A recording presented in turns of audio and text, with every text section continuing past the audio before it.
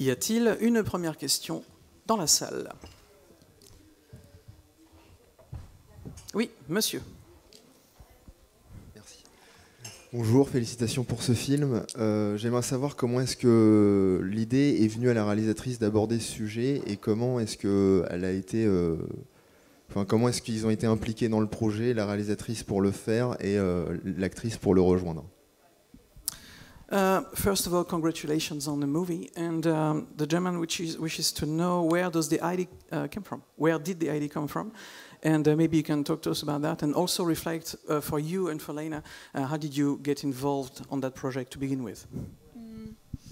So, how far back should we go?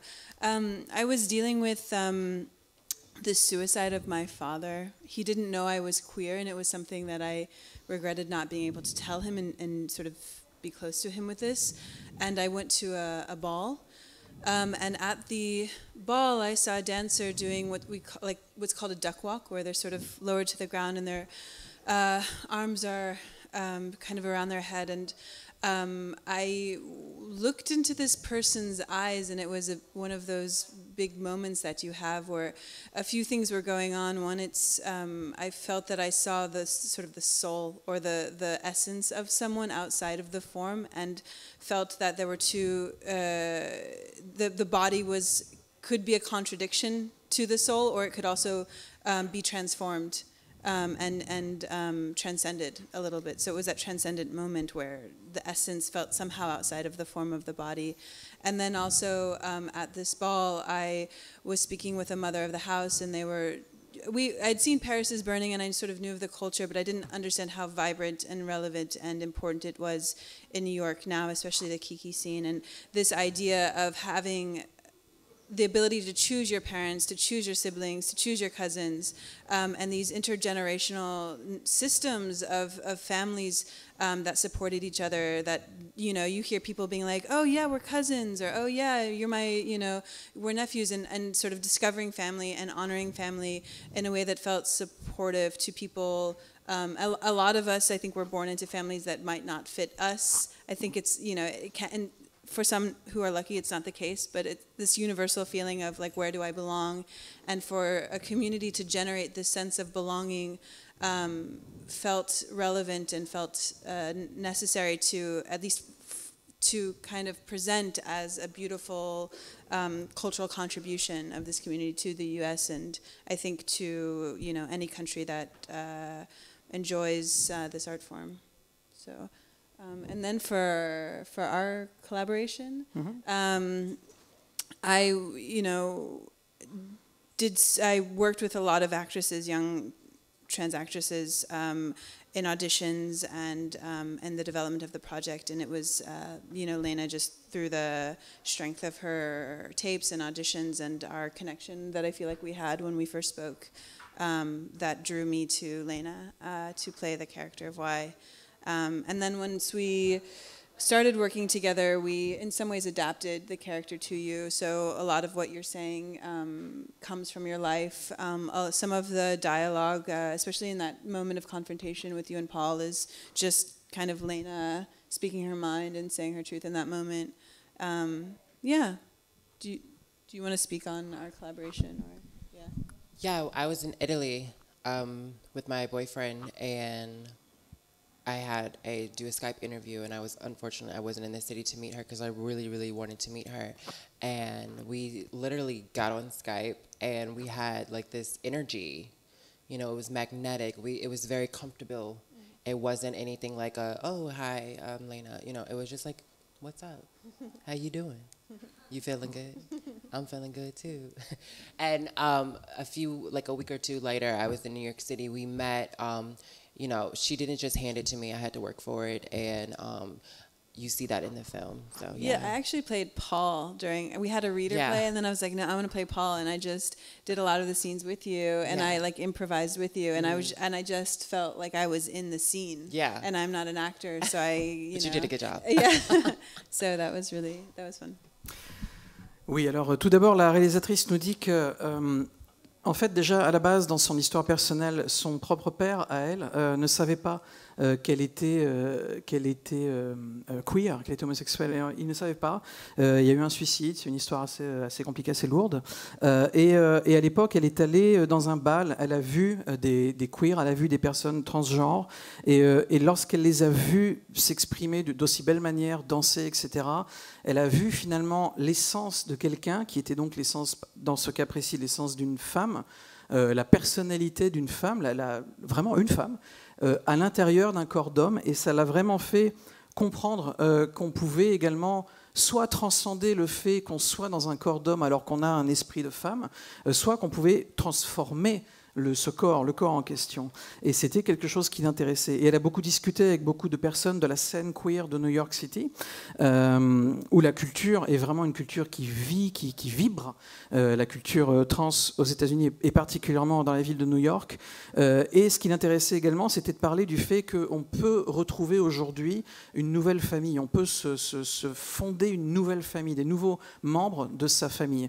Et on peut choisir ses parents, on peut choisir ses frères et sœurs, en tout cas ceux qu'on a envie d'appeler ses frères et sœurs, parce que de plus en plus de personnes aujourd'hui naissent au sein de familles avec laquelle ça ne marchera jamais. Il y a un schisme qui se crée, on peut recréer tout ça. Et finalement, le fait d'avoir cette communauté dans des grandes villes comme New York, eh bien, on sent que tout à coup, alors qu'on se sent, encore une fois, auparavant un peu mis à l'écart, on n'appartient pas à l'endroit où l'on est, et tout à coup, on sent qu'on fait partie d'une communauté, et qu'on appartient enfin à cette communauté. Et c'est vraiment quelque chose qui est intéressant, une contribution qui est faite aux États-Unis, mais également dans d'autres pays, pas seulement aux États-Unis. Le film parle de New York et des États-Unis, mais évidemment le discours est universel. Et en ce qui concerne la collaboration avec la comédienne, avec Leyna, elle nous dit que la réalisatrice nous dit que elle a rencontré beaucoup de comédiennes transgenres, beaucoup de comédiennes, mais que c'est vrai que c'est lorsqu'elle a vu les essais de Leyna, qu'elle a vu cette force qui se dégageait de Leyna, qu'il y a eu un lien, une connexion qui s'est faite avec Leyna, avec cette actrice. Et d'ailleurs, finalement, la personnalité de Leyna était tellement intéressante et finalement rentrait tellement dans l'histoire qu'elle avait elle-même écrite, que quelque part, pas mal des choses qui sont ressorties des discussions qu'elles ont eues lorsqu'elles se sont rencontrées la première fois, etc., se sont retrouvées dans le film. Et le dialogue, et finalement, les dialogues et le scénario du film ont finalement été adaptés, ensuite un peu modifiés, adaptés en fonction de la personnalité de Leyna, ce qui fait que ce qu'on voit à l'écran est vraiment crédible, puisque assez souvent, ce que dit Leyna à l'écran, eh bien, c'est ce qu'elle dit vraiment, elle, dans la vie. Donc ça a encore une fois renforcé la crédibilité. Leyna ajoute par rapport à cela qu'elle était en fait, elle, en Italie avec son petit ami, lorsqu'elle a appris donc, la possibilité de ce rôle, faire des essais. Donc en fait, elle a pour la première fois contacté la réalisatrice via Skype. Et tout de suite, c'est vrai qu'elle a encore une fois senti cette énergie, presque ce magnétisme, et finalement la discussion qu'ils ont eue, c'était pas vraiment une discussion de travail entre un réalisateur, un comédien, mais c'était genre hey, comment ça va, cool, super. Tout de suite, il y avait une espèce de familiarité presque qui s'est créée instinctivement, et c'était vraiment intéressant. Et d'ailleurs, la réalisatrice nous dit également que Danielle nous dit que lorsqu'elle a fait un bout d'essai avec Leyna pour voir si elle pouvait interpréter ce rôle, elle-même a interprété en fait le rôle de Paul, et ils ont improvisé, et voilà, tout ça s'est fait très, très naturellement. Une autre question ? N'ayez pas peur, hein, nous ne mordons pas. Monsieur. Merci. J'aimerais qu'elle nous parle un peu de son travail de la caméra, justement, par rapport à la danse. Oui, la réalisatrice. Oui. Peut-être les deux par rapport à l'interprétation dans le cadre du travail de la caméra par rapport à la danse, parce qu'il y a cette idée de, comme le personnage le dit, de repousser en fait les limites de son corps et autour de son corps. Et j'aimerais savoir comment est-ce qu'elle a voulu aborder ça par rapport au travail de la caméra pour donner plus de liberté à ses personnages. This gentleman wishes to know, he wishes to ask you, both of you, a question about the way you shot the sequences, and especially the dance sequences, because it's not easy to shoot dance sequences. And the character at some point in the movie says that you say that you want to push the limits of your own body and see where it can go and beyond where it can go. Maybe you can talk to us a little bit about that. In regards to the camera, we were very sensitive about not objectifying the body. Any kind of objectification, we wanted to avoid that. So our DP Joe Moffray and I tried to find a strategy for how can we show what it feels like to be in the dance? How can we make the camera a sort of visceral part of the experience? How can we transmit the feeling of dancing rather than just watching or showing the dance? So in that sense, the body was just a kind of electric vehicle, and we were hoping to transport that feeling or that experience to audiences. I'm not sure I understand the second aspect of the question. How did you work about the dance with your actors and actresses? It was, I mean, everybody, and correct me if I'm wrong, but really everybody knows what to do. And in some sense, we say, okay, we're going to, turn on the song. You're going to MC. The MC's really calling out how the dance will go. And we were just there for the most part observing and filming. And of course, we would stop and start over again at times. But we tried to lower as much as we could our presence.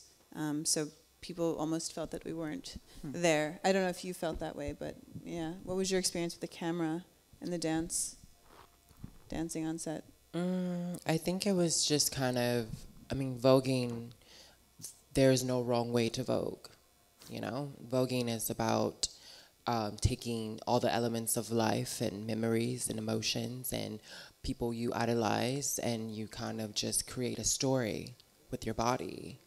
I think when you see Eddie and Talik and all the other cast members dance, they are bringing their truth.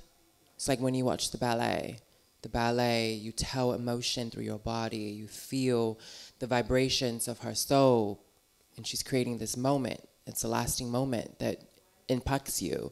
And through different forms of ballet and jazz and African dance and hip-hop, you create voguing. And I think the way they shot it was mesmerizing because you could feel the pain, the happiness, the truth, and the sadness in it. And I think people that vogue could see that and understand that. And it's kind of like a little moment of I know what that feels like. So I hope the audience feels that also.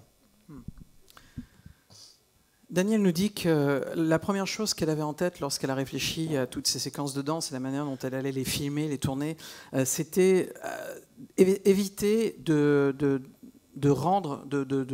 décrire le corps comme un objet, d'éviter cela.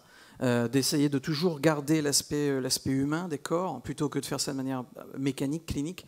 Et donc elle a beaucoup discuté avec le directeur de la photographie, comment est-ce qu'on peut faire voir cet aspect viscéral de la danse, comment est-ce qu'on peut faire ressentir cet aspect viscéral de la danse et du voguing. Et quelque part elle nous dit en fait on a eu de la chance parce que les comédiens, les comédiennes qui étaient sur le tournage finalement c'était naturel, c'est un peu comme si ils et elles savaient ce qu'elles allaient faire.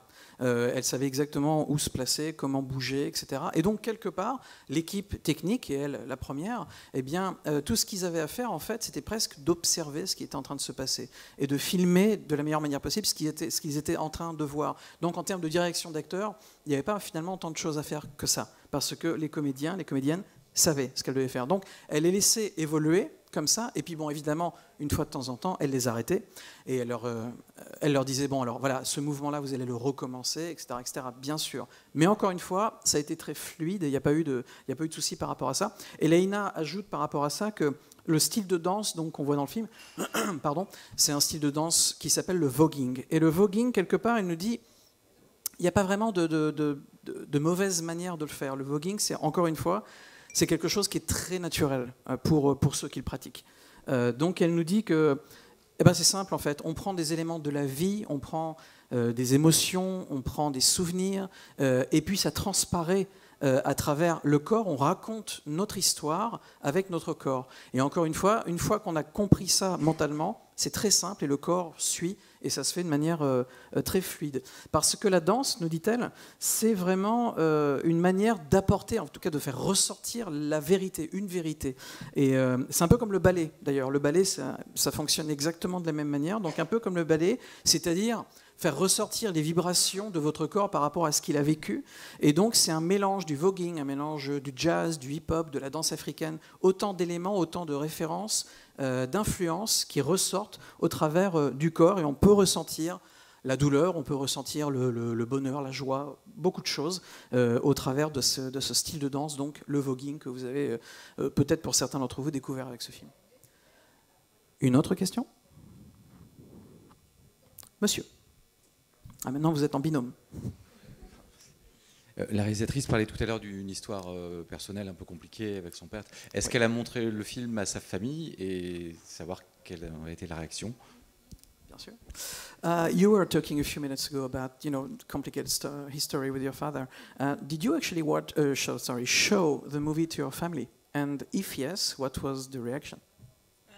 Yeah, I showed it to my mom and she loved it. Yeah? She was really, I wasn't sure what she would think, but she was happy. I mean, it's my experience is that everyone sees it in their own way, the film. And some people catch everything, some people catch a few things, but they catch what's relevant to them. And so in that she was catching what she felt for her. So, and she saw herself there. So. Okay. That was nice. Right. And what about you, Leyna? No, my family has not had the chance not yet. to see it. Obviously, my chosen family in the movie, they have seen it. But I think my dad, when he first my dad knows I'm working. He sees a lot of work that I do. So when he found out that I was in a movie that was about ballroom, he was like, he told me, like, I told you to go back to ballroom. Always stay at ballroom. It's celebrate ballroom. That is a moment where you can really, really shine. And now you have a movie as a star sharing the ballroom world with the world. Yeah. Danielle nous dit qu'en ce qui la concerne, elle a fait voir le film à sa mère et sa mère a beaucoup aimé. Et d'ailleurs, elle nous dit qu'en fait, elle s'est rendue compte par expérience que les gens qui vont voir le film, finalement, en retirent ce qu'ils ont envie d'en retirer. Donc voilà, pour sa mère, elle l'a vu d'une certaine manière, d'une manière qui lui convenait. Et qu'encore une fois, à partir du moment où elle l'a vu avec ce filtre-là, il n'y a pas eu de problème. Elle l'a beaucoup aimé. Et Leyna nous dit que, alors bien sûr, elle a sa famille, ce qu'elle disait tout à l'heure, elle a sa famille choisie, qui évidemment a vu le film, puisqu'ils sont dans le film. Et en ce qui concerne son père, par exemple, son père, en fait, l'a toujours poussé, quelque part, à retourner dans cet esprit du bal, cet esprit de la danse, cet esprit où elle se fait voir en train de danser, où elle est vraiment elle-même. Et donc, quelque part, il a toujours encouragé à faire ça, donc il n'y aura pas de souci quand il verra le film. En tout cas, elle en est sûre. Une question, ce sera la dernière. Y a-t-il une dernière question dans la salle ? Auquel cas, il faut alors lever la main, c'est un système avec les muscles, c'est comme ça que ça marche. Oui, une question ici au deuxième rang, derrière la dame avec les cheveux bizarres. Hi, how do you feel about the audience? Do you feel like the audience is more welcoming queer movies? For me, absolutely. Especially in France, the audiences seem really warm and open and excited and inviting. Yeah, I think so. I think for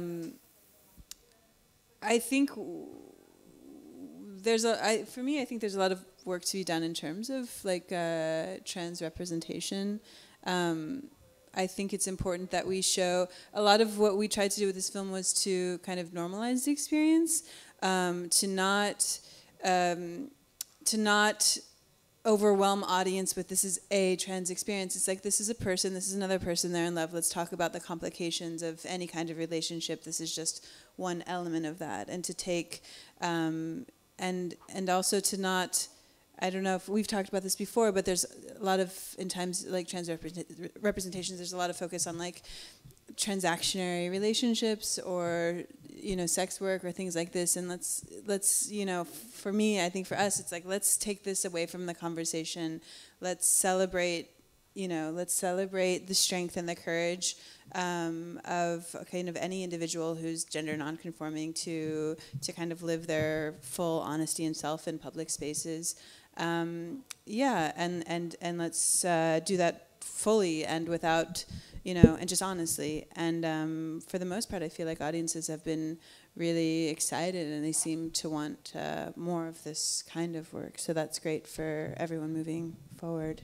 Yeah, to conclude, I think that we are in a time right now where the world is really learning about themselves. Obviously, blessings to the social media that we could hashtag whatever you want and see exactly what you want to see and learn from it. So I think that to tell a story like this is very sensitive, and it needs to be protected. We have to protect this experience. It's very delicate. My lifestyle, and speaking of my lifestyle, it's a very delicate subject. And I think that there's progress, and we just have to just keep having people that have courage like Danielle to tell these stories, and other people that are inspired by this. And we know that there's people out in the world that accept us and want to see us, and there's people that don't. And then there's people that don't know what to think, and that's the audience that I want to speak to. Oui, la question portait sur le public. Est-ce que le public a été finalement accueillant en quelque sorte? Est-ce que le public était heureux de voir ce genre d'histoire leur être proposée? En tout cas, est-ce qu'il y a un changement par rapport à ça? Est-ce que le public est un peu plus ouvert à ce genre d'histoire? Et la réponse de la réalisatrice, de Danielle, elle nous dit que oui, bien sûr, elle sent encore une fois une véritable évolution dans le bon sens, en France, en l'occurrence, puisque c'est le cas aujourd'hui. C'est beaucoup plus positif et il y a plus de possibilités pour représenter la vie des personnes transsexuelles aujourd'hui à l'écran. Alors en même temps, en tant que réalisatrice, elle n'avait pas envie, en fait, dès le départ, de venir avec un discours super lourd, etc. C'était pas son but, quoi. Elle n'avait pas envie de parler des sujets qui existent, évidemment, mais elle n'avait pas, là, en l'occurrence, n'avait pas envie d'aborder le sujet, par exemple, des travailleurs sexuels, transgenres, etc., beaucoup de soucis, de problèmes. Non, elle voulait, au contraire, célébrer la vie des personnes transsexuelles, cisgenres, etc. C'était cela qu'elle voulait faire avec ce film-là, mais elle n'a pas non plus envie de parler de la cause générale. Non, là en l'occurrence, par exemple, c'est l'histoire d'une personne. Donc elle s'attache à l'histoire d'une personne, et si cela fait écho auprès d'autres personnes, c'est super, c'est formidable. Mais voilà, encore une fois, que ce soit bien clair, c'est pas son but de parler du problème au sens large du terme, mais vraiment juste, voilà, de la vie d'une personne. Et Leyna nous dit qu'aujourd'hui, on est dans une époque où le monde, finalement, est en train d'apprendre beaucoup de choses sur lui-même. Le monde est en train d'ouvrir les yeux sur ce qu'il est vraiment, notamment presque entièrement, grâce à ces fameux réseaux sociaux que beaucoup de gens critiquent, mais qui finalement permettent aussi à tout un chacun de s'exprimer. Et les réseaux sociaux sont vraiment bien par rapport à ça. Et l'histoire du film, c'est une histoire... l'histoire du film, son histoire à elle, par exemple, qui est également l'histoire du personnage qu'on voit dans le film, eh bien, c'est une histoire qui est particulière, évidemment, pour elle, c'est son histoire, mais c'est une histoire qui est très sensible, et elle tient également à ce qu'on protège cette histoire, à ce qu'on protège les gens qui vivent ce genre de choses, parce qu'aujourd'hui, toutes ces personnes-là ont besoin d'être protégées. Et donc, c'est important d'avoir un regard protecteur et bienveillant sur tout cela. Et voilà, le fait de faire ce film et d'en parler aujourd'hui, eh bien, c'est une autre manière d'avoir de la bienveillance envers ce genre d'histoire et ce genre de personnes, et cette conférence de presse est terminée. You can now say thank you very much. Thank you very much. To Danielle Thank you. and Leyna. Thank you. So much.